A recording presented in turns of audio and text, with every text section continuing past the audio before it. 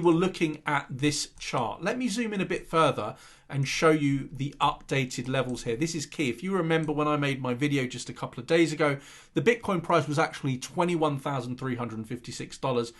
If you missed the clip, here is what I was talking about. And if that is so, there's a great value short position here, of course, because not only will we get this value all the way down to the support, potentially down to probably around $19,500, we could also get what could be a bigger move.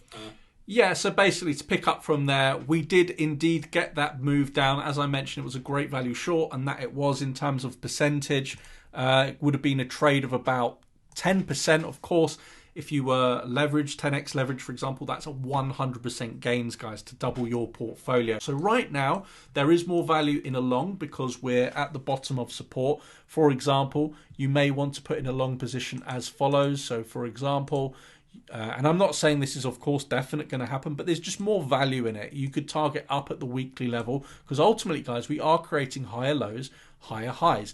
You could have your stop loss here somewhere, and you've got a very nice 4-to-1 risk to reward ratio. Even if you lose this trade 3-4 times, you're at least going to break even. And of course, at 10% gains, 10x leverage, for example, that's 100% gains. That's the power of using correct money risk management. If you are using leverage, if you are using Bybit, where I trade, just be very, very careful. I do have a Bybit for beginners video. I'll put a card up there somewhere and in the video description down below. So let's look slightly beyond this. Let's look at what Bitcoin has done, because you can see that we are now at support. We have a local resistance, a daily at 21,300.